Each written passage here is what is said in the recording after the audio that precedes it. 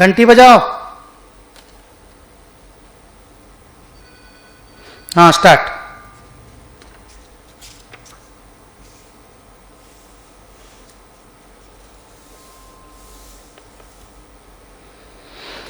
Good morning everybody. आज हम लोगों का preparation of final accounts of sole proprietors का लास्ट क्लास है, नॉन मैन्युफैक्चरिंग एंटिटी का। फिर मैन्युफैक्चरिंग अकाउंट बनाने का एक और क्लास लगेगा। अब एक डिस्कशन है छोटा सा, and that is discussion about provisions and reserves. मेरी बुक में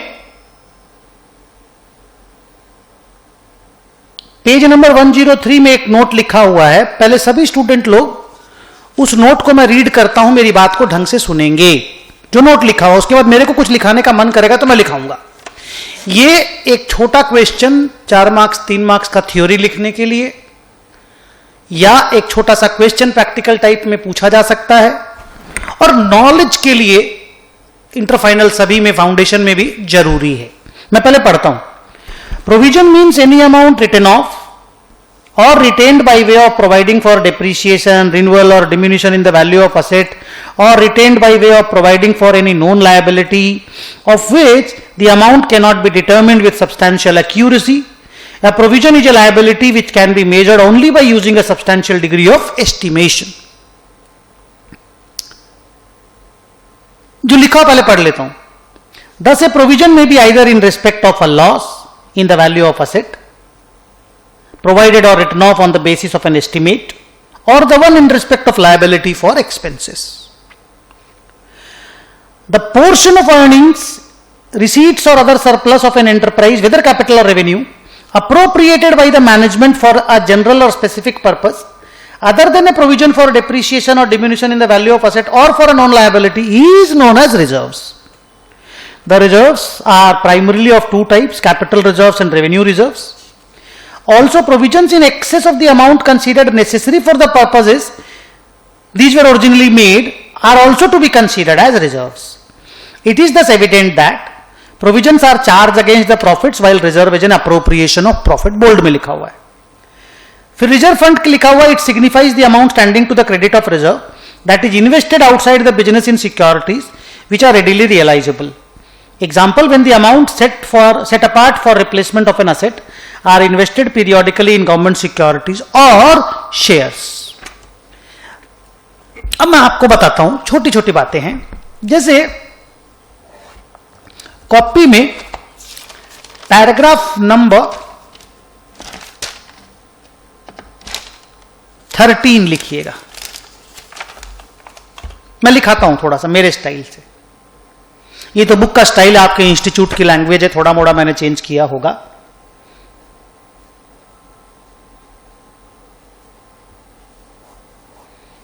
What exactly is provision? जब आपको मालूम है कि ये आपका नुकसान है, सिर्फ ये प्रॉब्लम है कि आपको अमाउंट नहीं मालूम, आपको अमाउंट एस्टिमेट करना पड़ता है, उसको प्रोविजन बोला जाता है। So provision is always created for a known, KNOWN, losses for which the amount is not 100% sure. So when you estimate an amount and then record a loss, we call it a provision.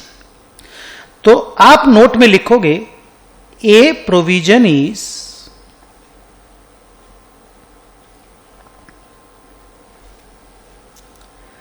a reduction in the value of asset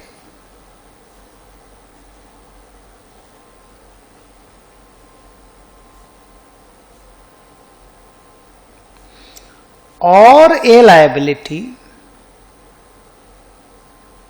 ध्यान से, a provision is two things: a reduction in the value of asset or a liability which can be measured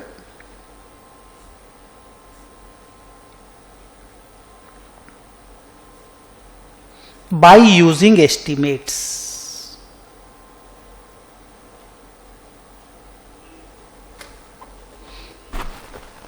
loss है, it's a loss, it's a loss no doubt, loss या expense आप कुछ भी बोल दीजिए, it's a loss no doubt. वो loss या तो तुम्हारी एसेट को रिड्यूस करेगा या एक लायबिलिटी पैदा करेगा जिसको तुम्हें चुकाना पड़ेगा, या तुम्हारे एसेट के वैल्यू गिरेंगे। लेकिन तुम्हें मालूम है, इट्स ए नोन थिंग कि ये हो रहा है, ये हो चुका है, बस अमाउंट क्लियर नहीं है। अमाउंट भी अगले साल तक हो सकता है क्लियर हो जाए, 2 साल के बाद क्लियर हो जाए, पर अभी तुमको, अनुपम नीचे आएगा एक बार, अभी तुमको अमाउंट एसरटेन करना पड़ेगा एस्टिमेट करके। सो इसके लिए एक चीज है कि इट इज नोन। आप ऐसे ही नहीं बना रहे हो चलो पॉकेट में पैसा रख लेते हैं काम आ जाएगा। आप बोल रहे हो पॉकेट में पैसा रख रहे हैं, जाएंगे चाय पीने, अब चाय में कितना खर्चा होगा ये नहीं मालूम, चलो 200 रुपया रख लेते हैं, और चलो निकलते 300 रुपया रख के, क्या होगा नहीं मालूम, दैट इज रिजर्व। लेकिन पॉकेट में इतना पैसा रख के चलते हैं, चाय में लगेगा, चाय नाश्ता में, एसी चलाओ, सो उसको प्रोविजन बोलते हैं। सो प्रोविजन के बारे में तुम्हें मालूम है। बी,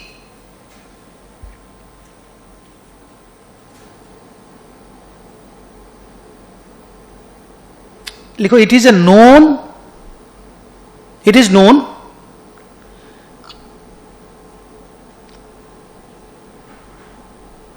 द अमाउंट is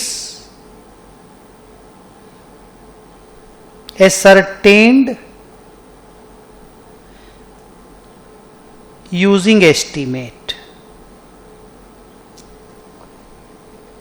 सिर्फ अमाउंट हम लोग एस्टिमेट से एसरटेन करते हैं, बाकी बोले तो प्रोविजन हमें मालूम है कि भाई हां मेरा लॉस हुआ है, इट्स अ लॉस। पीएल में डेबिट होके रहेगा चाहे कुछ भी कर लो। फिर असेट रिड्यूस होगा या लायबिलिटी खड़ी होगी वो अलग बात है। हर तरह के प्रोविजन का जर्नल एंट्री यही है, P and L account debit, D में लिखो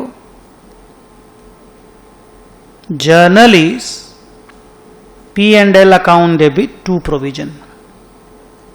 फिर वो चाहे डेप्रीसिएशन टू प्रोविजन हो, PL to provision for bad debt हो, PL to provision for repairs हो, कुछ भी हो, एंट्री यही है, it's a loss, so PL debit होके रहेगा। ठीक है। ई में लिखो provision for depreciation and provision for bad debt or reduction in assets. आप इनको बैलेंस शीट की लायबिलिटी साइड में मत दिखाना, वो रॉन्ग हो जाएगा, क्योंकि लायबिलिटी है ही नहीं, तो लायबिलिटी साइड में क्यों दिखाएं? They are not liabilities, they are reduction in the value of the asset.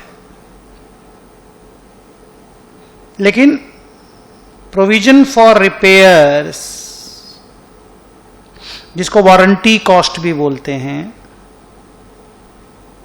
या repairs, provision for warranty cost etcetera are liability. दोनों लिखो, प्रोविजन फॉर रिपेयर हमारी एसेट का, और हम जो कोई चीज बेचे उसका रिपेयर होने के लिए माल आएगा तो वारंटी बोल दी उसको, दे आर लायबिलिटीज, इनको चुकाना पड़ेगा। तो प्रोविजन क्या है, हमें मालूम है कि भाई मैंने एसेट खरीदा, रिपेयर होगा, पुरानी हो गई एसेट, मैंने माल बेचा है तो मुझे वारंटी के लिए, वारंटी दिया 1 साल का, तो गुड्स आएगा रिपेयर होने के लिए, मुझे पेमेंट करना होगा, तो ये सब लायबिलिटी है, और इनके नाम के आगे प्रोविजन लगाया जाता है, रिजर्व इनके नाम के आगे यूज नहीं होता है। लेकिन रियल लाइफ में प्रोविजन और रिजर्व्स को लूजली एक दूसरे के जगह नाम यूज, जैसे रिजर्व फॉर बैड डेट आराम से लिखते हैं लोग, लिखना नहीं चाहिए, पर लिखा हुआ हो तो गला मत पकड़ लेना, वो प्रोविजन फॉर बैड डेट ही है। वो रिजर्व फॉर बैड डेट सिर्फ लिखने के लिए किसी ने लिख दिया, क्योंकि बैड डेट तुमको मालूम है ये लॉस होगा, सिर्फ अमाउंट नहीं मालूम कितना होगा, तो तुमने प्रोविजन बना दिया परसेंटेज बेसिस पे, एस्टीमेट करके। तो सर रिजर्व क्या हो गया? रिजर्व ऐसे ही पैसा साइड में रख दिया, तुमको मालूम नहीं है तुम क्यों रख रहे हो, फ्यूचर में काम आ जाएगा, तो तुमने रिजर्व में डाल दिया पैसा, general reserve, PL to general reserve, future में काम आ जाएगा, कोई भी चीज के काम आ सकता है। आग लग गया, उसके काम आ गया, आग लगा तो लॉस हो गया, मैनेज कर लिए। कोई भी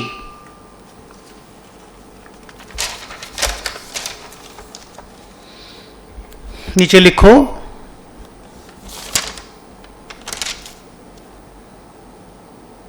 सेम पॉइंट में, या 14 बना दो, reserves, this is an appropriation of profits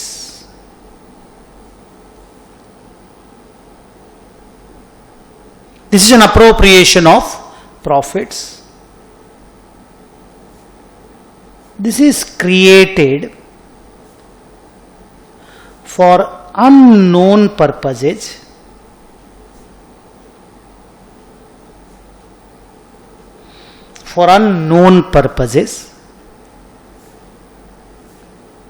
journal entry में लिखो P&L account debit to general reserve. Proprietorship में जो आपका सिलेबस है बेसिकली पूरा, उसमें रिजर्व्स बहुत कम बनते हैं, कंपनियों में रिजर्व्स बहुत बनते हैं। मैं आपको कोई दिन रिलायंस की बैलेंस शीट दिखाऊंगा, उसमें जनरल रिजर्व का अमाउंट देखना, एक बार देख करके पांव के नीचे की जमीन खिसक जाएगी। 2 लाख करोड़ रुपए से ज्यादा है, 2 लाख करोड़, 2 लाख 3 जी माने लाख का 5 जीरो, फिर करोड़ का 7 जीरो, टोटल 12 जीरो है वहां पे, देखेंगे, वो दिखाऊंगा बैलेंस शीट। तो ये रिजर्व का स्टोरी है, अननोन पर्पस के लिए, अननोन, नहीं मालूम क्यों बना रहे हैं, बस बना दिए, इसीलिए रिजर्व बनते हैं।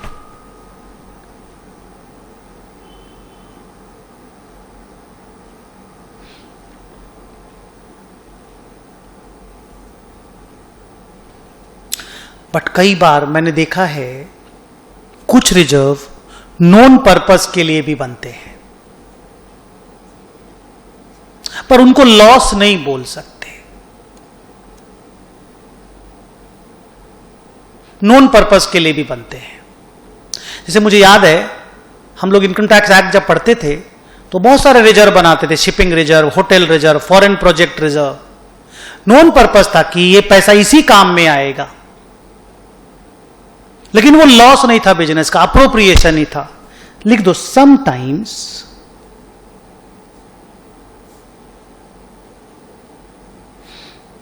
Reserves are created for known purposes also. एक बार के लिए ना तुम इसके इस डिस्कशन को यहीं पे रोक दो, तेरा काम इतने से हो जाएगा। और रिजर्व के नाम के आगे रिजर्व फंड कब लगाया जाता है मैं आपको बता दूं। अगर आपने रिजर्व बनाया PL to general reserve 1 lakh रुपया, फिर उस पैसे को अगर आप कहीं इन्वेस्ट कर दिए, उसी पैसा को ईयर मार्क्ड एकदम क्लियर कट, तो फिर उसके साथ जनरल रिजर्व नहीं लिख के जनरल रिजर्व फंड लिख दिया जाता है। जैसे सिंकिंग फंड लिखा जाता है, क्योंकि वो जो रिजर्व बना था उसको कहीं इन्वेस्ट कर दिए थे, याद है जो सिंकिंग फंड डिप्रीशिएशन के टाइम पे पढ़ाए थे। फंड लिखो, the word fund is used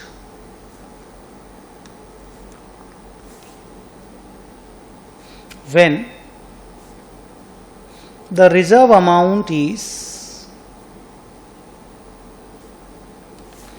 invested somewhere। इतने से ना मेरे बच्चों तुम्हारा फाउंडेशन लेवल पे काम हो जाएगा।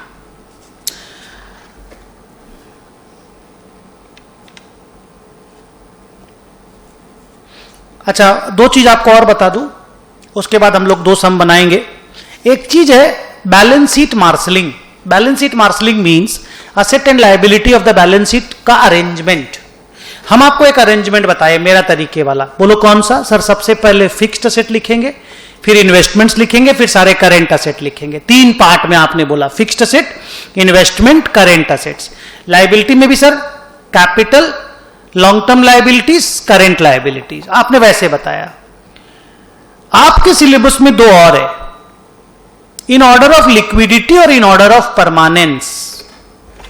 मेरे बुक में पेज नंबर 102 में जाओ और in the order of permanence balance sheet के फॉर्मेट को देखो, और मैं भी आपको वो दिखा रहा हूं। देखो, परमानेंस का मतलब हो गया जो असेट सबसे ज्यादा वक्त तक तुम्हारे पास रहेगी वो सबसे ज्यादा परमानेंट है, जो एकदम कम वक्त तक रहेगी वो सबसे कम परमानेंट है।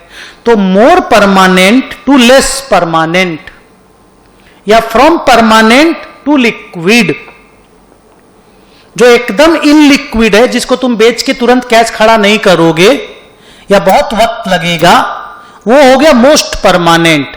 और जो एकदम लिक्विड फॉर्म में है वो हो गया least permanent.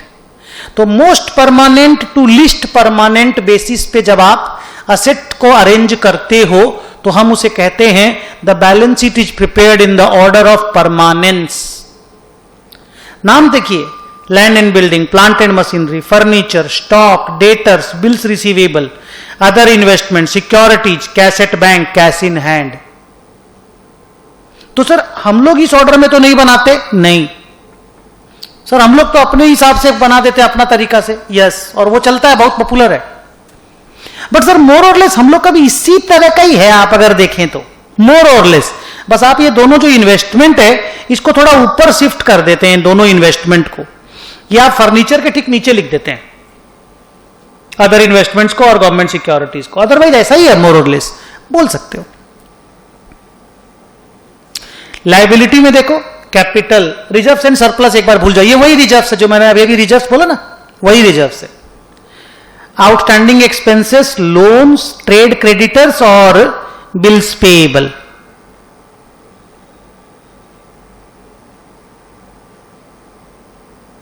Sir liability side में ऐसा कुछ नहीं है ये परमानेंट और वैसा वैसा करके, नहीं।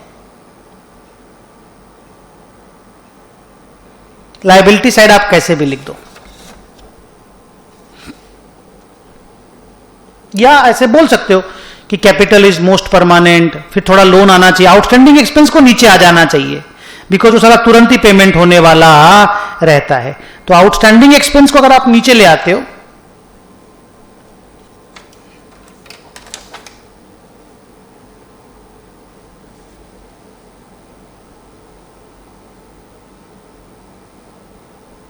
तो चलो लायबिलिटी का भी बोल ही दो ना, ये मोस्ट परमानेंट लायबिलिटी है जो कभी भी रीपेमेंट नहीं होगा, कैपिटल, फिर लोन, लॉन्ग टर्म लायबिलिटी, और फिर सारा करेंट लायबिलिटी हो गया। बस आउटस्टैंडिंग एक्सपेंस को नीचे ले आओ।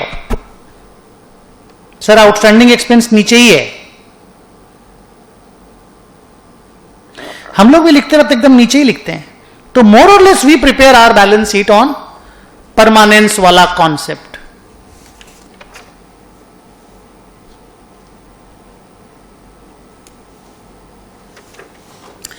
उसके पीछे वाले पेज में देखो लिक्विडिटी वाली बैलेंस शीट है, cash, bank, government securities, bills receivable, debtors. 101 number page में देखो, stock, furniture, machinery, land and building. Liability में आउटस्टैंडिंग एक्सपेंसेस,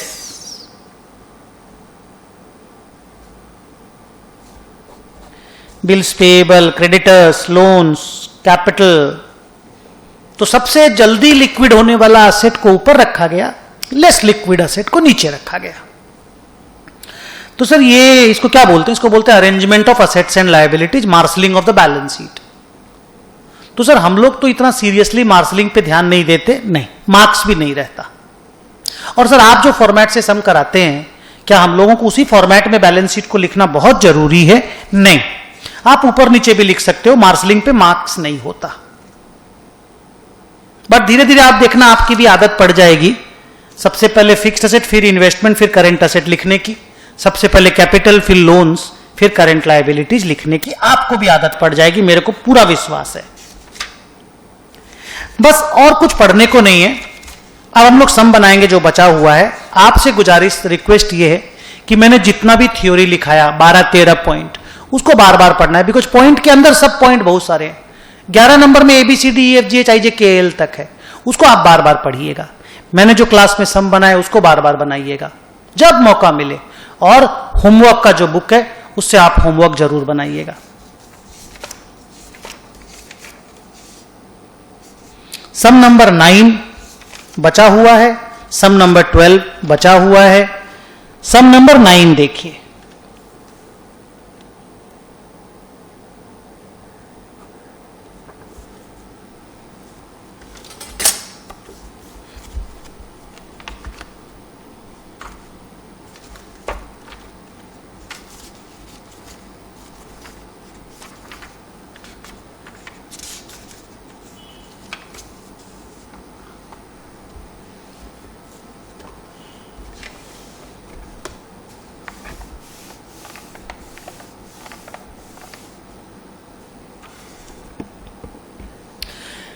क्या लिखा? क्रिम्पसन्स लिमिटेड। देखिए लिमिटेड कंपनी का नाम आ गया अचानक, लेकिन आप तो सर प्रोप्राइटरशिप पढ़ रहे थे हम लोग, ये क्यों आ गया? क्योंकि रिजर्व्स वगैरह कॉर्पोरेट अकाउंटिंग में ज्यादा रोल प्ले करता, मैंने बोला भी था। उनके प्रॉफिट एंड लॉस अकाउंट में ये सब आइटम दिखाई दे रहा था। चलो एक एक करके बात करते हैं। सर सबसे पहला था डिप्रीसिएशन। मांगा क्या आपने देखा? सर 6 आइटम लिखा हुआ है और बोला रिक्वायर्ड कि state which of the items 1 to 6 are A transfer to provision, B transfer to reserves and C neither provision nor reserves. ना तो प्रोविजन है ना रिजर्व है, वो बताओ। रिजर्व है तो बताओ और प्रोविजन है तो बताओ। जैसे सबसे पहला डिप्रीसिएशन। एस्टिमेट यूज करते हो? जल्दी बोलो हाँ या ना। एस्टिमेट यूज करते हो? मालूम है क्यों हुआ है तो फिर प्रोविजन है।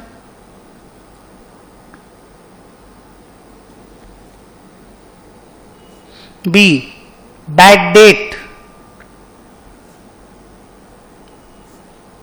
एस्टिमेट है कि एग्जैक्ट अमाउंट है, सर बैड डेट तो एग्जैक्ट अमाउंट है।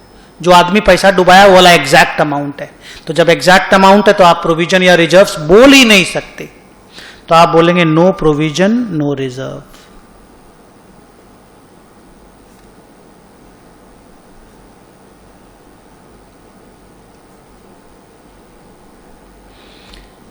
Increase in provision for bad date.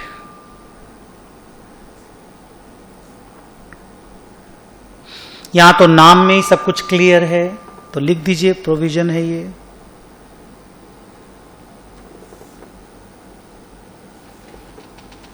So depreciation का प्रोविजन बनता है, मालूम है हमें। प्रोविजन फॉर बैड डेट बनता है, पर bad debt is a actual loss, that is not estimated loss. proposed dividend,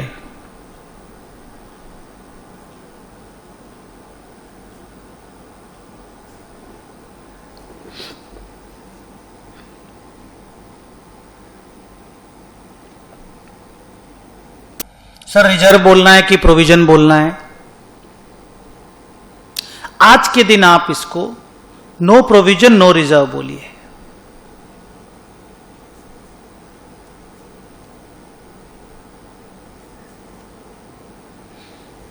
क्योंकि इसमें अमाउंट मालूम चल जाता है, तभी बैलेंस शीट में अपीएल में प्रपोज डिविडेंड लिखा जाता है, और ये सीए इंटर में आप पढ़ोगे।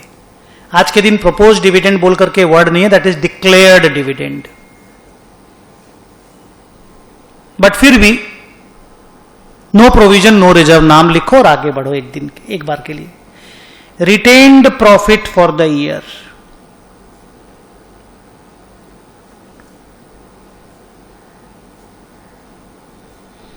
इसको रिजर्व बोलो।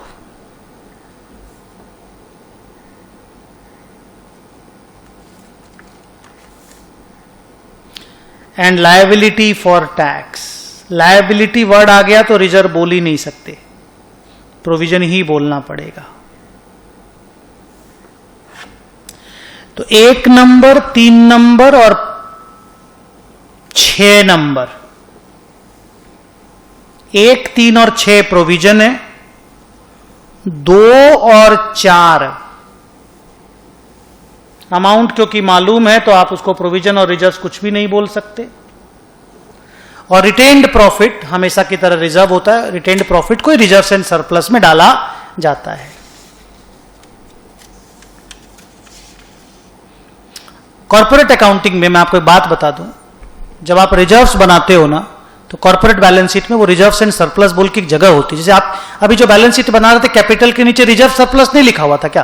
तो कॉर्पोरेट अकाउंटिंग में रिजर्व्स एंड सरप्लस एक प्लेस होता है बैलेंस शीट के अंदर, उनको रिजर्व्स के बारे में डिस्कशन वहां पे ज्यादा डिटेल में होता है। तो अभी ये क्वेश्चन था तो बस सॉल्व कर लिए, चलो आगे चलते हैं। Our next sum is question number 12। बहुत बड़ा सम, चलिए बनाते हैं।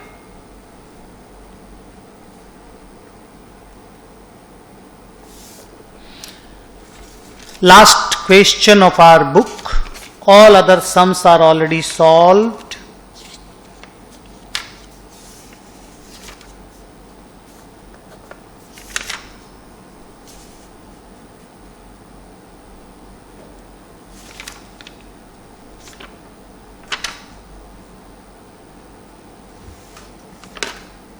चलो क्वेश्चन नंबर 12 देखो, बेस्ट सम।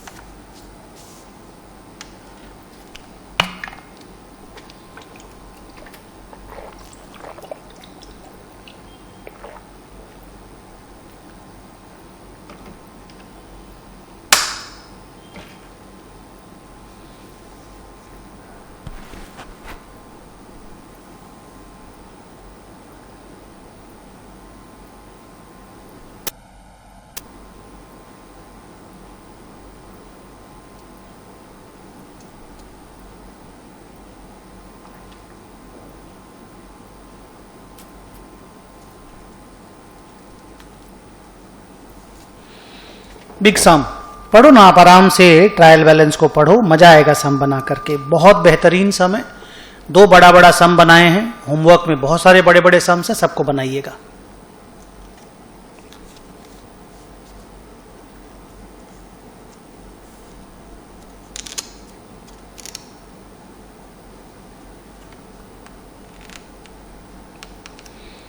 फाउंडेशन क्योंकि 11-12 स्टैंडर्ड का टेस्ट है, तो बीकॉम लेवल का सम्स नहीं दिया गया आप लोगों को, थोड़ा छोटा लेवल का सम दिया गया है। एक दो बड़ा सम बनाया जाता है जिससे थोड़ा सा कॉन्फिडेंस बिल्ड हो जाए। कई लोग बोलते हैं बड़ा सम बना के कॉन्फिडेंस टूट जाता है, नहीं, बड़ा सम बनाने से छोटा सम बनाने का कॉन्फिडेंस बढ़ जाता है।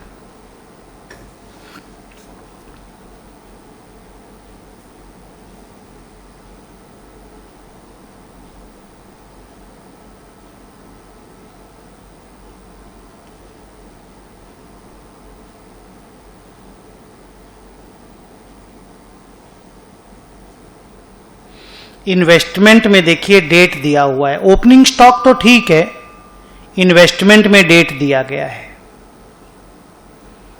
डेट और रेट दे देता है ना, तो प्रोराटा और कैलकुलेशन में बहुत ध्यान देना पड़ता है। इन्वेस्टमेंट एट 5% एज ऑन 1/4/15, तो फुल ईयर ही हो गया फिर तो, 1/4/15 तो बिगिनिंग है। तो ये जो 25,000 है ना, इसका 5% इंटरेस्ट एक्रू होके रहेगा। 1250 इंटरेस्ट एक्रू होगा, क्योंकि डेट मालूम है, रेट मालूम है, साल का इंटरेस्ट मालूम हो गया। डेट माने रेट से मल्टीप्लाई कर दो डेट के हिसाब से इन्वेस्टमेंट अमाउंट को। ये आपको इनकम में लिखना ही पड़ेगा, मिला हो या नहीं मिला हो इंपॉर्टेंट नहीं है। मैं बोलता था ना, if something is accrued we have to debit or credit the P&L account whether or not they are received or paid. Receipt और पेमेंट इममटीरियल है, इनकम और एक्सपेंस के अक्रू होते ही लिखना है। तो ये इनकम अक्रू हो गया, हम इनकम लिखेंगे। इंटरेस्ट मिला भी तो है, 7250 का इंटरेस्ट मिल भी तो गया है, तो ये 1250 एक है, और भी होगा जरूर। फर्नीचर का डेट क्लियर है, डिस्काउंट ठीक है, बाकी ठीक है, ऑडिट फीस खर्चा है, इंश्योरेंस प्रीमियम खर्चा है, सब नॉर्मल है, ज्यादा इजी सम है। ये देखो डिपॉजिट मेरा असेट है, ये भी इन्वेस्टमेंट है, हमने बैंक में डिपॉजिट किया है या किसी कंपनी को मैंने डिपॉजिट दिया। डेबिट भी लिखा है, देख असेट, इसका भी 10% लिखा है और इसका भी डेट लिखा है, वाह, तो ये भी अक्रू हो गया है। तो ये सुनो ना, मैंने फर्स्ट क्लास में जो बड़ा सम बनाया था, मैं पहला पेज में ही वर्किंग नोट बना दिया था, चलता है वो, लेकिन आपसे गुजारिश है, आप जब एग्जाम देंगे ना, पहला पेज ट्रेडिंग P&L, दूसरा पेज बैलेंस शीट, तीसरा पेज में वर्किंग नोट। तो मैं एक वर्किंग नोट बना रहा हूं, बहुत ध्यान से सुनना, देखना और लिखना भी।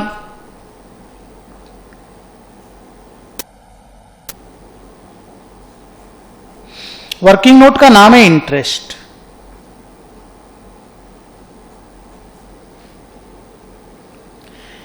इंटरेस्ट इनकम वाला, हां, इंटरेस्ट ऑन इन्वेस्टमेंट, जो अक्रू हो गया है वो है 25,000 इंटू 5%, दैट इज 1250। ये हम इनकम में लिखेंगे ही लिखेंगे।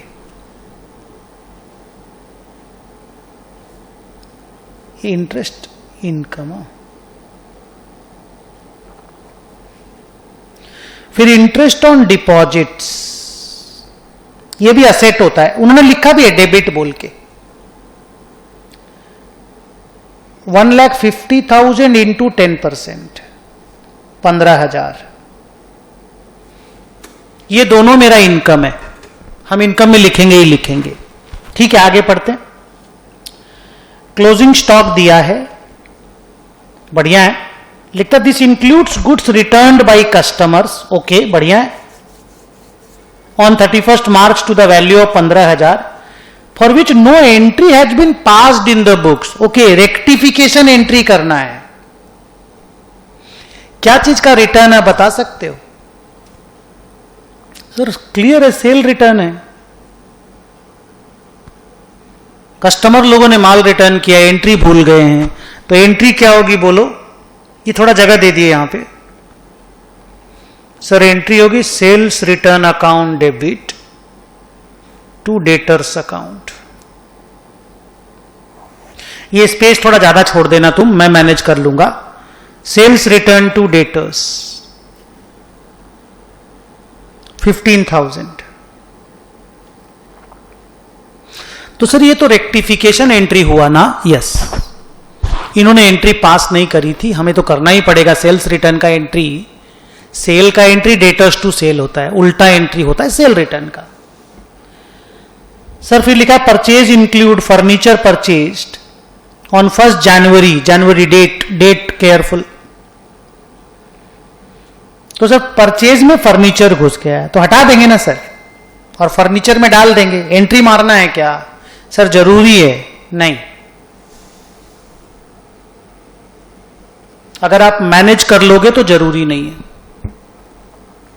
तो सर परचेज के अंदर फर्नीचर घुस गया है, परचेज से हटा देंगे, फर्नीचर में डाल देंगे।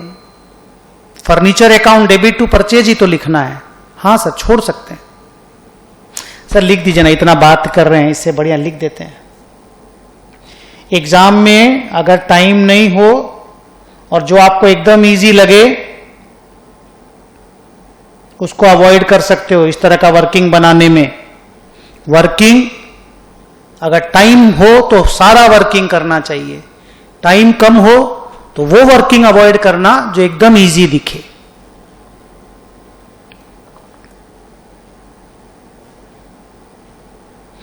इसमें डेट है 1/1/16, सबसे इंपॉर्टेंट बात, डेट डिप्रीशिएशन के काम आएगा।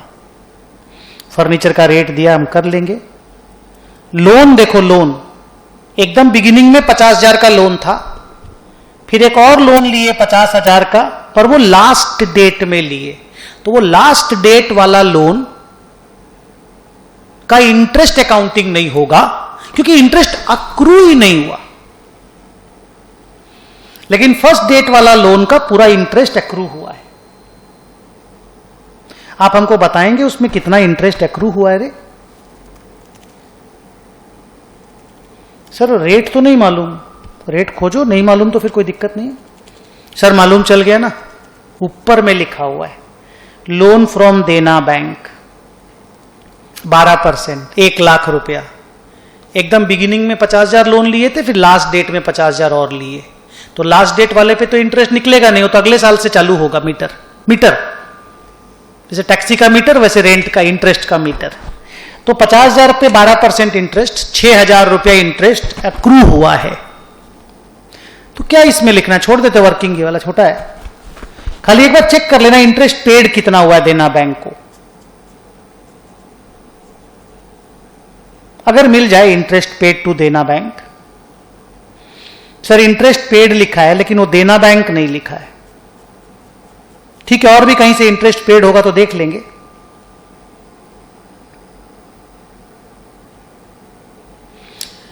सर 5 नंबर पॉइंट में लिखा है sundry debtors include 20,000 due from Robert and creditors include 10,000 due from him, बोलो क्या करना होगा?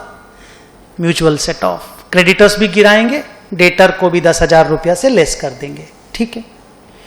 फिर सर 6 नंबर में वही चीज लिखा है, देखिए, interest paid include 3,000 to Dena bank, उसका 6,000 रुपया एक्रूड था, 3,000 हम दिए हैं, तो 3,000 आउटस्टैंडिंग है। 6,000 एक्रू कैसे हुआ? 12% ऑन 50,000, 6,000, 3,000 पेड किए, लिखा हुआ ही है, तो 3,000 आउटस्टैंडिंग है, मालूम चल गया। अब एक बड़ा बात देख बेटा, देना बैंक वाला इंटरेस्ट 6,000 पीएल में जाएगा, अक्रू हो गया है, 3,000 बैलेंस शीट में लाइबिलिटी में जाएगा, क्योंकि 3,000 देना बाकी है, देना बैंक को देना बाकी है। Now interest paid include 3,000 paid to Dena bank. इस लाइन का मतलब है कि इंटरेस्ट पेड का फिगर बड़ा है। हम लोग ट्रायल में देख रहे थे इंटरेस्ट पेड 4500, ट्रायल में जाओ, लेफ्ट वाला नीचे से 3 नंबर आइटम देखो, कितना इंटरेस्ट पेड है? 4500, उसमें से 3,000 देना बैंक को दिए हैं, दैट मीन्स 1,500 रुपया किसी और को दिए हैं। तो सर किसी और को दिए हैं तो वो तो अलग से पीएल में जाएगा ना? हाँ, वो अलग से पीएल में जाएगा। तो मैं ऐसे एक वर्किंग बना रहा हूं, ये वाला जरूरी है मेरे लिए।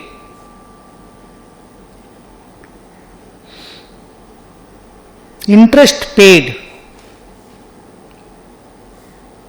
Total 4500, breakup to Dena bank 3,000, to others नहीं मालूम कौन है, ठीक है। लेकिन ये जो देना बैंक का इंटरेस्ट है ये अक्रूड हुआ है 6,000, बोलो कैसे मालूम? हाँ सर 12% इंटू 50,000, ये वर्किंग नोट ऐसे बना सकते हो, 12% into 50,000। This clearly means that there is outstanding interest of 3,000। ये पेड का डिटेल है, ये पेड, ये अक्रूड, ये आउटस्टैंडिंग। तो सर ये जो 1,500 पे किए वो पूरा आपका अक्रूड है, पीएल में चला जाएगा बस, और क्या। नेक्स्ट, इंटरेस्ट रिसीव्ड का जो डिटेल है उसमें 1,000 रुपया हम लोगों को डेटर से मिला है और बाकी इन्वेस्टमेंट और डिपॉजिट से मिला है। तो ये देख, इन्वेस्टमेंट का इंटरेस्ट इतना एक्रू हुआ, डिपॉजिट का इतना एक्रू हुआ,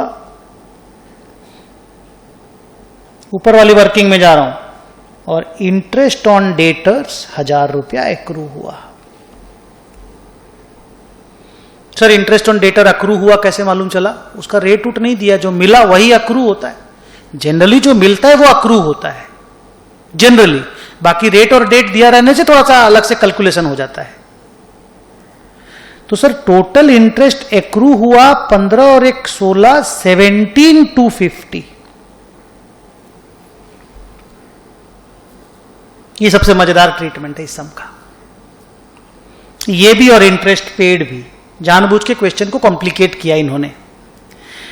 तो इंटरेस्ट ऑन इन्वेस्टमेंट रेट मालूम था, इंटरेस्ट ऑन डिपॉजिट रेट मालूम था, इंटरेस्ट ऑन डेटर अमाउंट मालूम था, सब मिलाकर के हो गया 17,250 इंटरेस्ट रिसीव्ड, माने इंटरेस्ट इनकम। एक्चुअल रिसीव्ड कितना है? सर एक्चुअल रिसीव्ड है 7,250। ट्रायल बैलेंस के क्रेडिट साइड तो नहीं बोलूंगा, क्रेडिट और डेबिट साइड अलग अलग किया नहीं है, पर ट्रायल का राइट हैंड साइड का फर्स्ट अमाउंट देखो, इंटरेस्ट रिसीव्ड 7,250। तो 17,250 में से अगर 7,250 मिल जाता है तो बाकी 10,000 रिसीवेबल, ये असेट है। तो सर इसको आप कैसे बोलते हैं कि भाई अक्रू हुआ, सुनना बार बार, अक्रू हुआ 17,250, माने इस साल का है, उसमें से 7,250 मिल गया, वो ट्रायल में है, तो बाकी 10,000 मिलना बाकी है। सर ऐसा ही इसका वाला भी बना देते ना सेम स्टाइल से, तो ये भी चलेगा। उसी स्टाइल से अगर बनाना है तो फिर ऐसे करेंगे। देखो ये सेम है, दोबारा लिख रहा हूं। इंटरेस्ट ऑन देना बैंक 6000,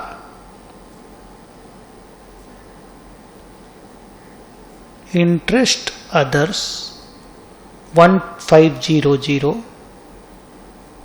टोटल 7500। ये अक्रूड है।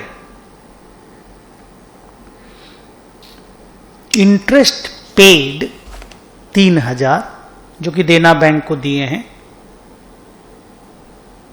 नहीं 3 नहीं 4500, सॉरी, देना बैंक को भी दे दिए और उसको भी दे दिए। ये ट्रायल बैलेंस में है। तो इंटरेस्ट आउटस्टैंडिंग हो गया 3000। ये जितना भी चीज लिखे ना बेटा, ये ऊपर में लिखा हुआ आप देख सकते हो।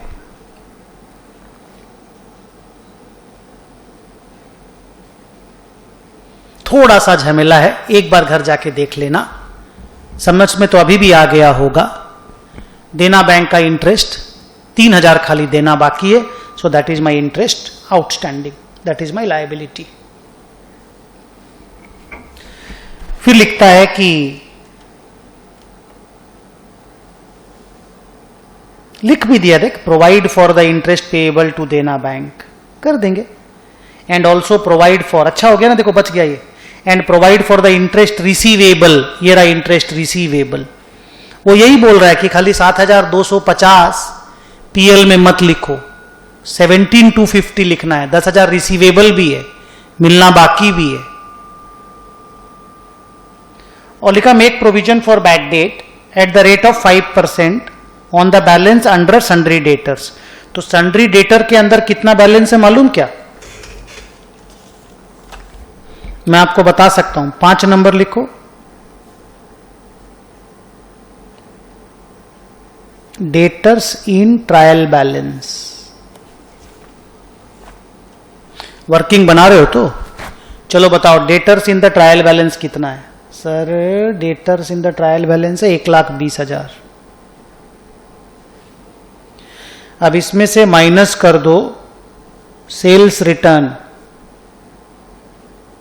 सर सेल्स रिटर्न 2 है,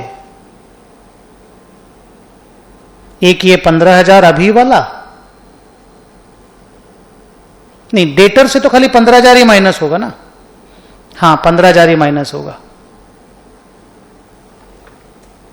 क्योंकि वो जो ट्रायल बैलेंस में सेल्स रिटर्न है उसका तो एंट्री हो गया होगा ना, तो वो तो डेटर से ऑलरेडी माइनस हो गया होगा। ट्रायल में भी तो सेल रिटर्न है ना। बढ़िया। तो ये सेल रिटर्न माइनस होगा डेटर से, ये वाला एंट्री का इंपैक्ट। ये भी तीसरा वाला भी एडजस्टमेंट बड़ा है, साला सम खतरनाक है। और लेस म्यूचुअल सेट ऑफ, कितने का म्यूचुअल सेट ऑफ है? सर म्यूचुअल सेट ऑफ था 20,000 का।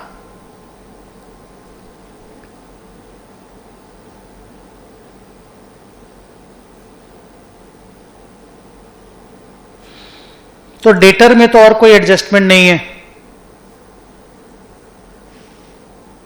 तो फाइनली डेटर कितना बचा बताओ? 1,20,000 माइनस 35,000।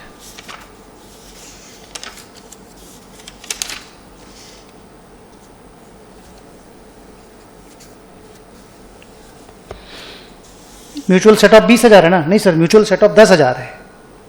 आपने लिखा है mutual set of 10,000।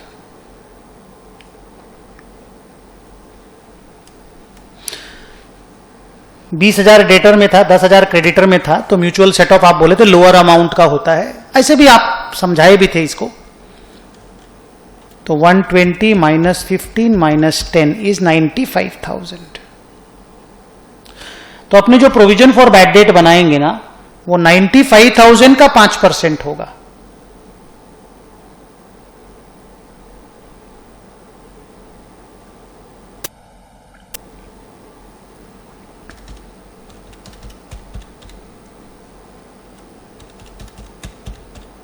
$4,750।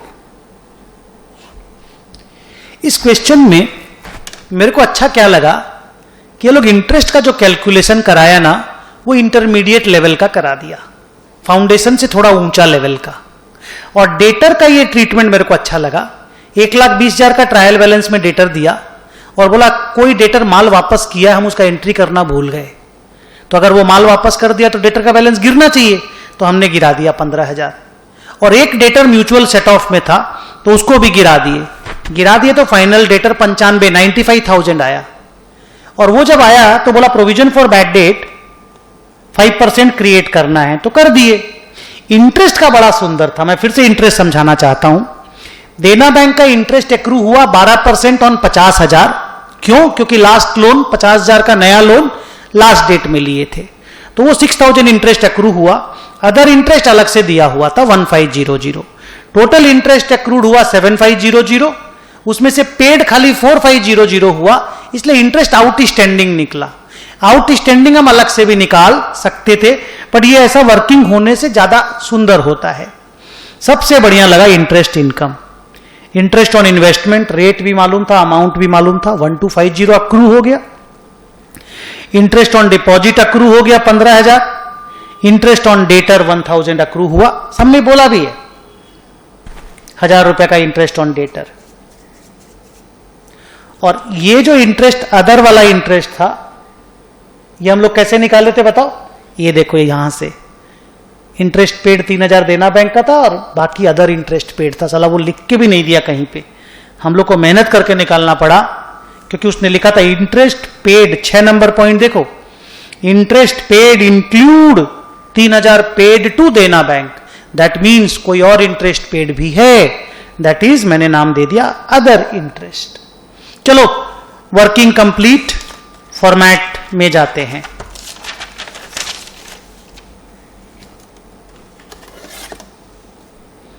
Trading and P&L का फॉर्मेट बना लो।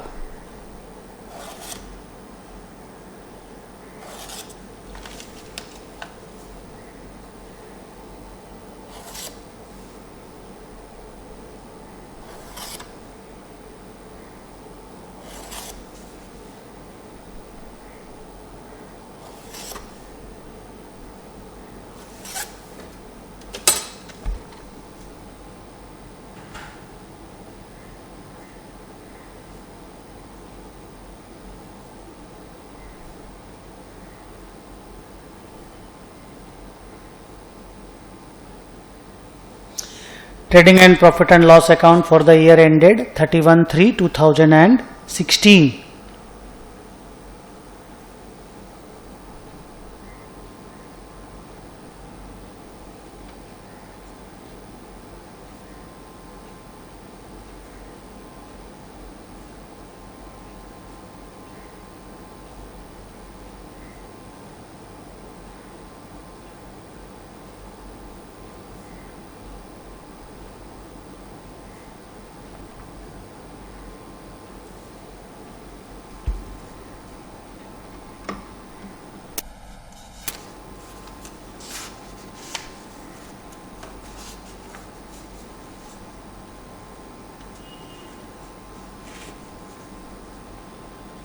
बेस्ट सम, बुक का बेस्ट सम एग्जाम में आ जाएगा, आप सक जाएंगे। बस इंटरेस्ट वाला वर्किंग को 2 बार घर जाके देख लेना, बाकी किसी वर्किंग में दम नहीं है।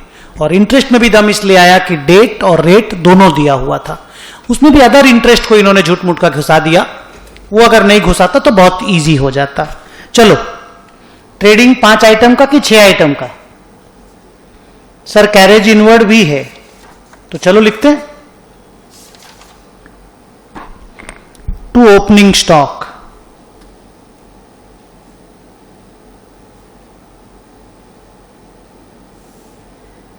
मिला?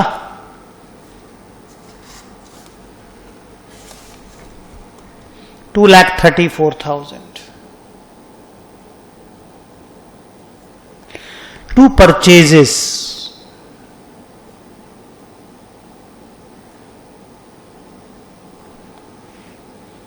इनर कॉलम में लिख दें क्योंकि एडजस्टमेंट्स हैं उसमें। कितना है इनर कॉलम में? Sir 1,215,500।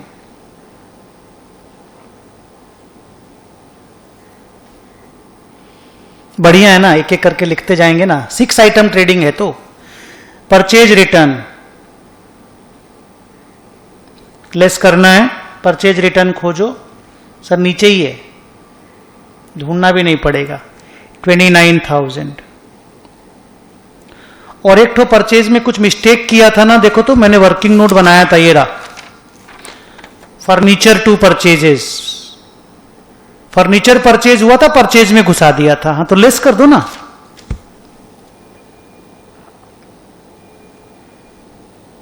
Furniture purchase.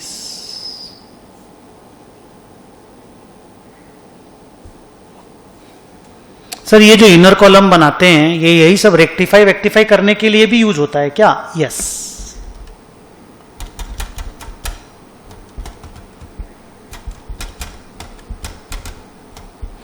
Furniture purchase तो गुड्स का परचेज नहीं है ना, तो फर्नीचर में जाएगा, तो इस परचेज में घुसा दिया गलती से, हम लोग लेस कर दिए। 11,76,500 सबका आ गया answer. To carriage inward,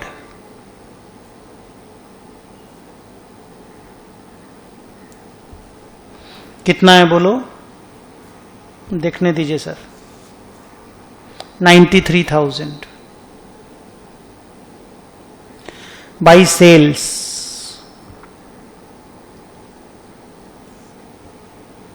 trading में डेबिट साइड में 3 आइटम लिखे हैं, आप लोग 6 बोले हैं, देखते हैं। सेल, सेल खोज के लाओ, बड़ा अमाउंट मिलेगा, मिल गया 14,48,000।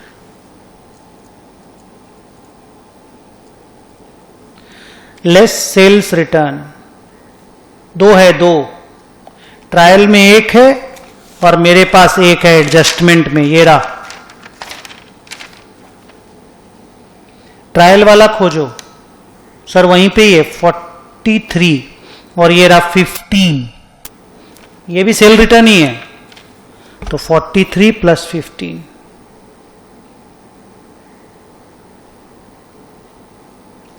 58,000।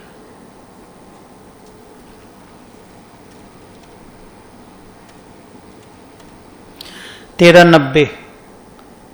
एडजस्टमेंट करने में, वर्किंग नोट बनाने में जो टाइम लगा, बाकी देखो ट्रेडिंग पीएल बनाने में अब आपको टाइम नहीं लगेगा। क्लोजिंग स्टॉक नीचे मिलेगा 393 और उसमें कोई मिस्टेक नहीं है।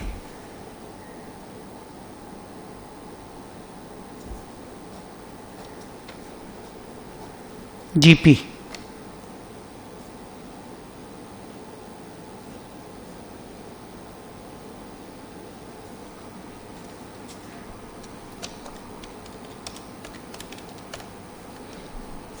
कितना आया बताना। हाँ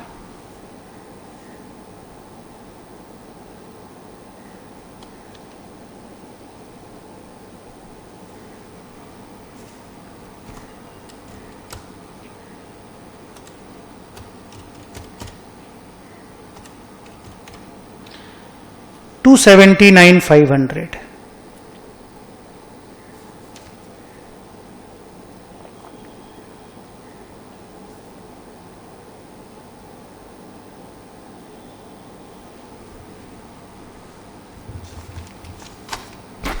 ये 5 आइटम ट्रेडिंग अकाउंट के कारण, कि जो बार बार 5 आइटम बोल रहे हैं, उसके कारण हम लोगों का ट्रेडिंग अकाउंट बनाना इजी हो गया। चिंता मत करना, पीएल बनाना भी वैसे ही इजी हो जाएगा।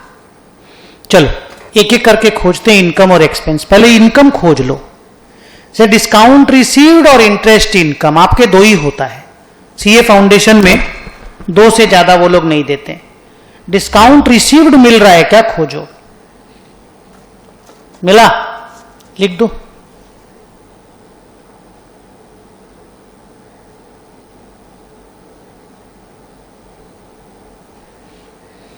अमाउंट 14,950 और इंटरेस्ट इनकम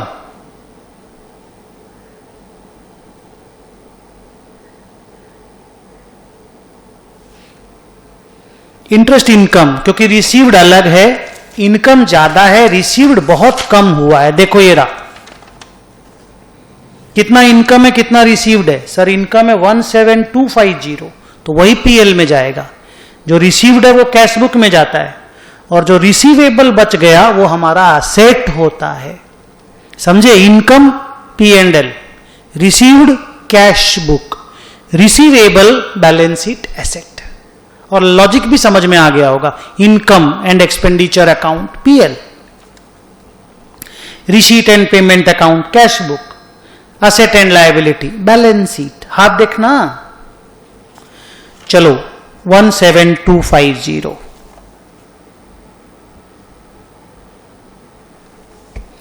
एक्सपेंस खोजिए एक एक करके। जानते हो कहां से स्टार्ट करेंगे? रेंट से। रेंट से, क्योंकि फर्स्ट आइटम कैपिटल है, फिर ओपनिंग स्टॉक है, sale sale return, purchase purchase return, ये सब हो गया। कैपिटल तो बैलेंस शीट में लिखना है। टू रेंट, नो एडजस्टमेंट, सीधा amount, copy paste. Copy paste कल कंप्यूटर में बोलते हैं। 28,500, बहुत इजी है इसका PL. To salaries, no adjustment,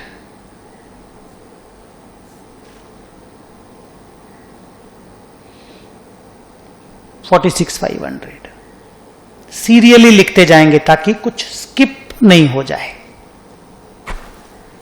debtor balance sheet, creditor balance sheet, loan balance sheet, interest. रुकना, हाँ इसका वर्किंग है मेरे पास। हम 4500 नहीं लिखेंगे, वो पेड है।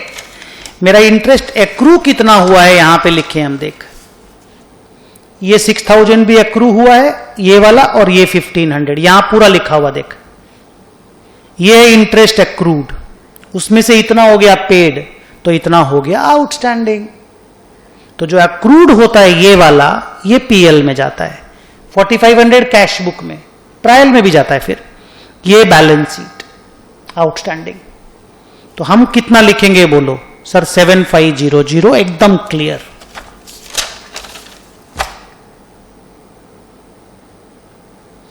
लिख दिए। फिर प्रिंटिंग,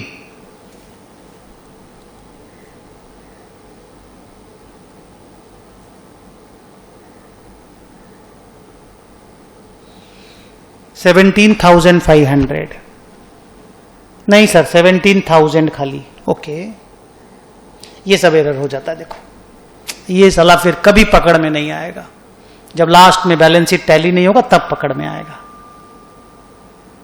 एडवर्टीजमेंट,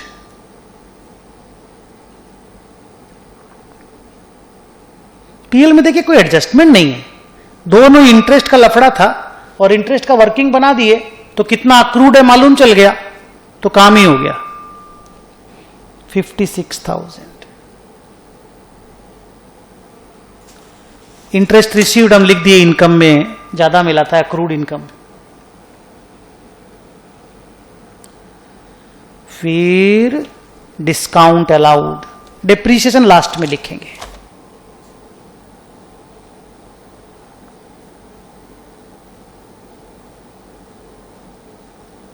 ये ट्रायल को ऊपर से नीचे देखते देखते आइटम लिखते जा रहे हैं।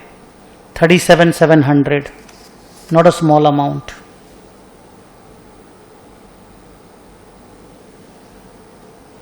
General expenses,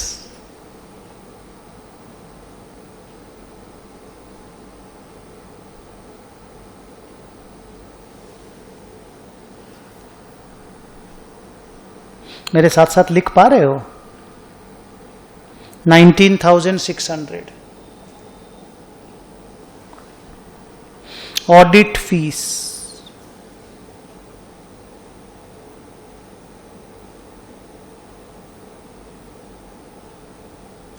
$3,500। Fire insurance premium,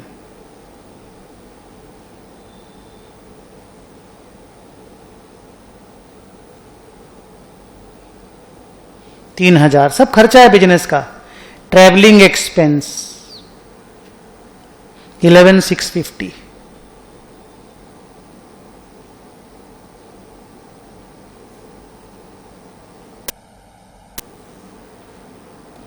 postage,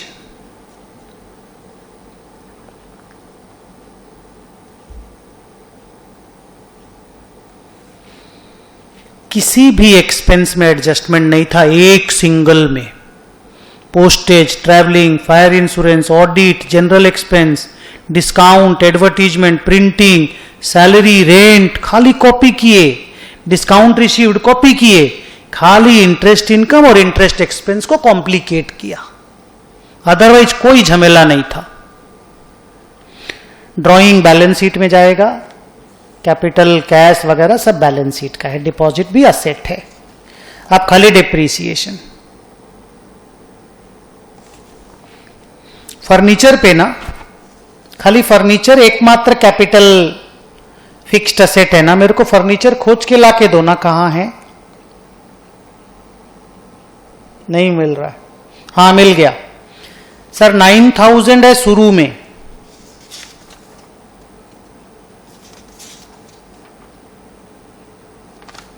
और फिर लास्ट में,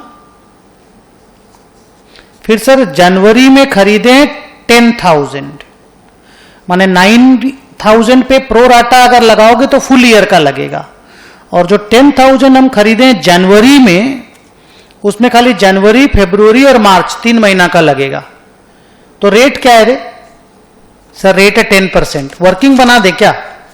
बना दीजिए sir. 6 number working, depreciation 9,000 into 10%, full year 900, 10,000 into 10% into 3/12। सोचना जरा,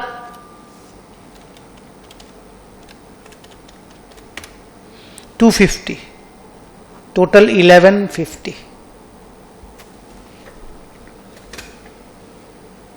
इजी है, इसी को प्रोराटा बोलते हैं। और ये तुम्हारा क्लैरिटी कहां लाए थे बोलो तो, जो डिप्रीसिएशन का चैप्टर पढ़ाए थे ना, उसमें नया परचेज, सेल, ये वो कितना होता था, ये तो थोड़ा सा है। चलो डिप्रीसिएशन डाल के नेट प्रॉफिट निकाल लो।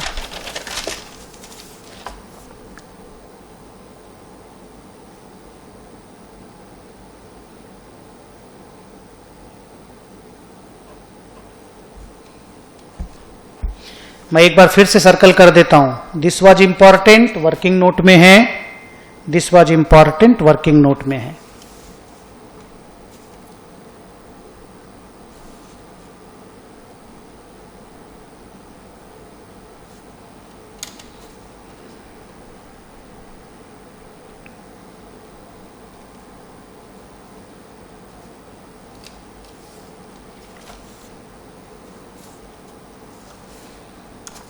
एक बार नीचे सारा पढ़ लो, 1 2 3। हाँ, फर्नीचर हो गया, परचेज हो गया, लोन हो गया, डेटर हो गया, इंटरेस्ट हो गया। Sir provision for bad date लिखना भूल गए, अभी लिख दो। 2 provision for bad date. Sir working में ना था अमाउंट हम लोग के पास, खोज के लाके दो ना please. 4750 PL2 provision for bad date का एंट्री होता है ना, मार दिए। चलो नेट प्रॉफिट निकालते हैं। बाकी सब हो गया, मैंने नोट्स पढ़ लिया सारा, नीचे एडजस्टमेंट सब पढ़ लिया। टोटल मारते रहो।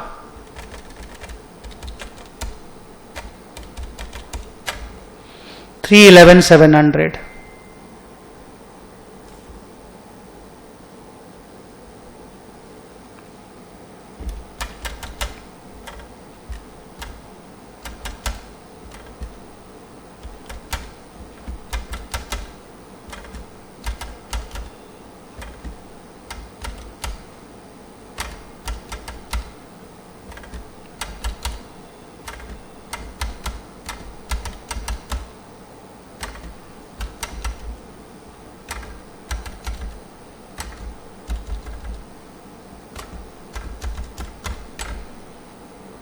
बाप रे, 70500 आया।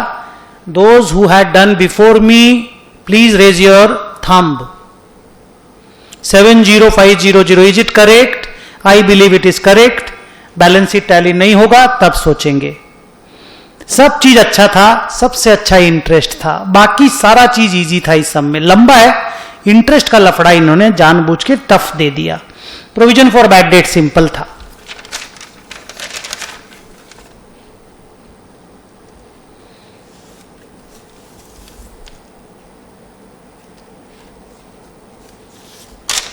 बैलेंस शीट का फॉर्मेट रेडी करो।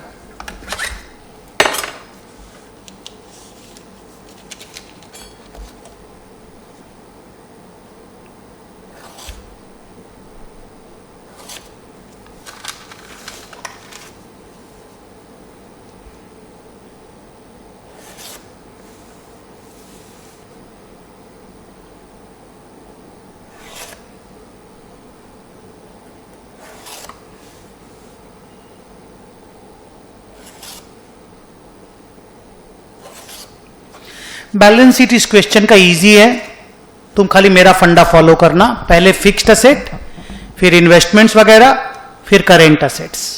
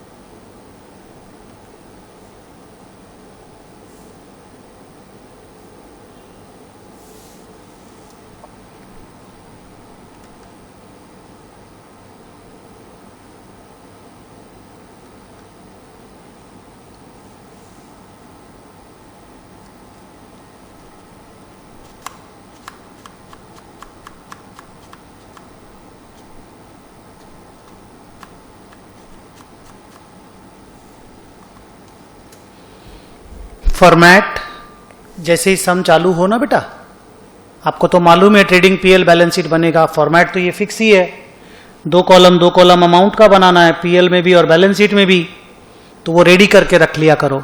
और वर्किंग नोट उसके तीसरा वाला पेज में बनाना है, तो वर्किंग नोट के लिए अलग से कोई फॉर्मेट तो होता नहीं है, पर ट्रेडिंग पीएल और बैलेंस शीट का फॉर्मेट तो सम चालू होने के पहले ही बना दिया करो। चलो एक एक करके फिक्स्ड असेट बताओ। सबसे पहला फर्नीचर,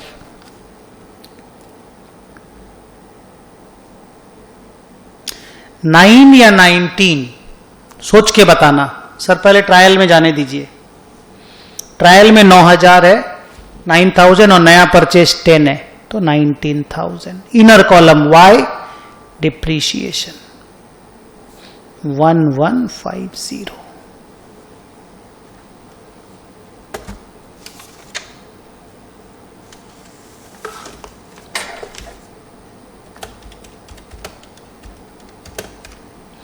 $17,850।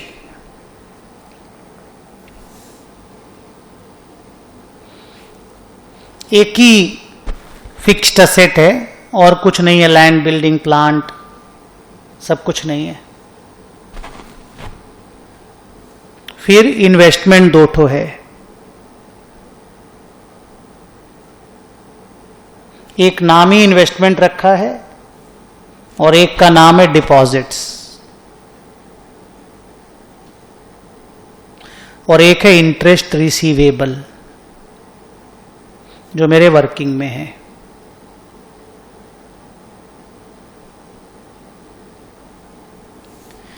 चलिए इन्वेस्टमेंट का अमाउंट बताइए, 25,000। ये अगर ध्यान रहे ना कि पहले फिक्स एसेट लिखना है फिर इन्वेस्टमेंट्स लिखना, देखना सब याद रहेगा। डिपॉजिट 1.5 लाख, 1,50,000। इंटरेस्ट रिसीवेबल मैंने निकाला था, वर्किंग में था मेरे यहां पर। रिसीवेबल याद है ना, ये वर्किंग अच्छा से। जो स्टूडेंट इनकम रिसीव्ड और रिसीवेबल समझ गया, अकाउंट्स में अक्रूवल कॉन्सेप्ट उसको समझ में आ गया। यही समझना है, income accrued, received cash, receivable balance sheet.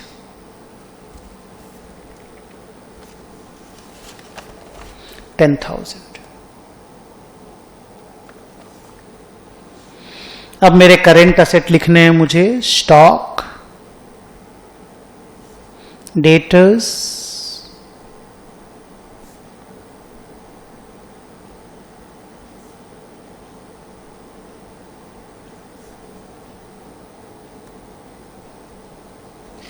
Actually debtor ना पूरा मेरे पास वर्किंग किया हुआ था तो वो याद था बोल के मैंने लिख दिया।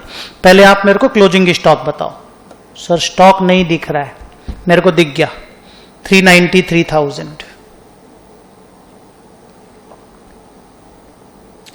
सर आइटम के नाम धीरे धीरे याद हो जाते हैं तो असेट साइड तो ऐसे भी याद रहता है।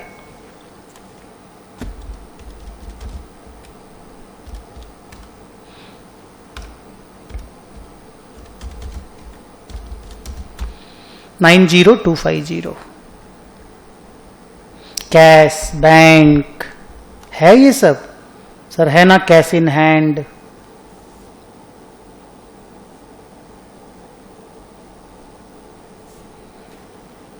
$1900 cash at bank. Traders bank, आप खाली बैंक भी लिख सकते हो, नहीं तो आप लिख देना cash at traders bank limited 40,000। और कोई असेट है कि नहीं मेरे को एक बार आप भी देखो, मेरे को भी देखने दो। डेबिट माने लेफ्ट में तो नहीं है, माने ट्रायल के लेफ्ट में तो, राइट में भी नहीं है।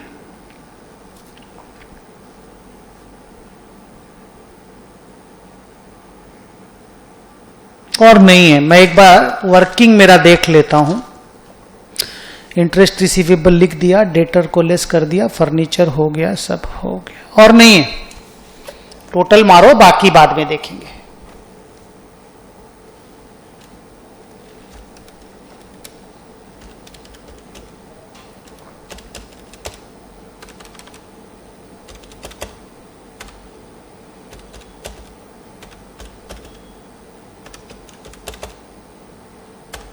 अनुपम एसी बंद करो यार एक बार।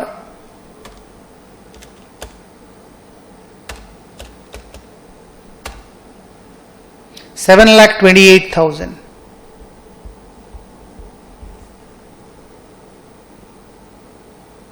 मजा तो आया। बैलेंस शीट इजी था, नहीं कोई आइटम में झमेला नहीं। Stock direct, cash bank direct. Debtor का हम लोग वर्किंग बनाए थे, डेटर बढ़िया था इसमें। एक तो म्यूचुअल सेट ऑफ वाला डेटर कम हुआ था और एक वो जो सेल रिटर्न का एंट्री नहीं मारा था तो बढ़िया। Liability capital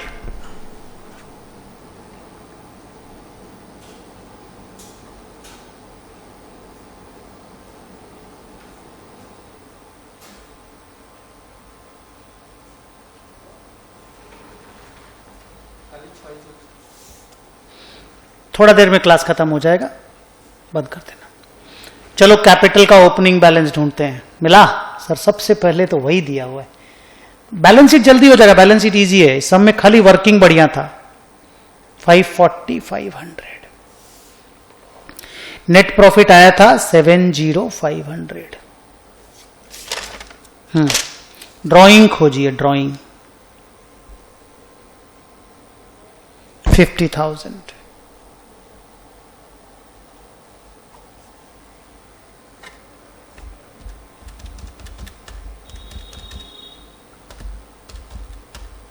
$5,61,000। मस्त नहीं सर? ये पोर्शन भी एकदम इजी लगता है, कैपिटल वाला। अब लोन, देना बैंक और कोई और हो तो भी। लोन फ्रॉम देना बैंक,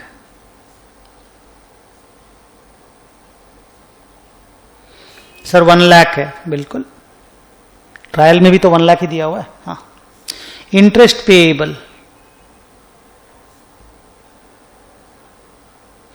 आउटस्टैंडिंग का दूसरा नाम पेएबल है। इंटरेस्ट आउटस्टैंडिंग का वर्किंग है मेरे पास, ये रहा। यहां पे भी है 3,000 आउटस्टैंडिंग। उसी वर्किंग को आप लोगों ने अलग स्टाइल से बोला था तो यहां बना दिए थे। Interest outstanding 3,000।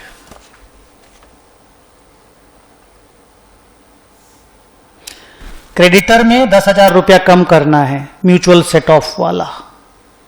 और क्या क्या है मैं खोजता हूं। क्रेडिटर 74 को 64 क्यों लिखेंगे बता दो।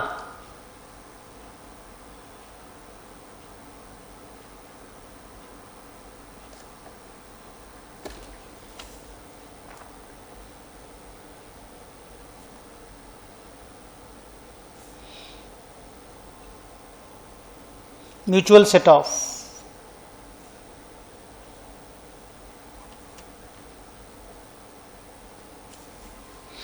और तो कोई लायबिलिटी दिख नहीं रहा रे। मैं एक बार ट्रायल बैलेंस पढ़ता हूं, तुम भी पढ़।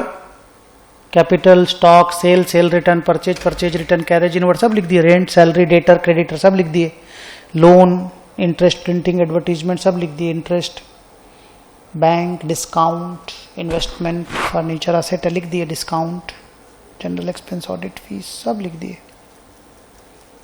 सब हो गया भाई। और डेटर से 10,000 लेस कर दिए थे ना, ये जो म्यूचुअल सेट ऑफ वाला डेटर से लेस कर दिए थे ना सर। ये देखिए डेटर्स, ये रहा म्यूचुअल सेट ऑफ, 10 दोनों से लेस होता है। पढ़े भी थे आज, देखो ना टोटल टैली करो ना यार प्लीज, भगवान करे आ जाए, नहीं तो इतना बड़ा सम को वापस से चेक करने में जान निकल जाएगा। आ गया 7,28,000। सो बिग सम, हाँ, and we could do it very comfortably, barring that interest का कहानी, एवरीथिंग वाज फैंटास्टिक। नहीं तो चलो ये चैप्टर कंप्लीट होता है।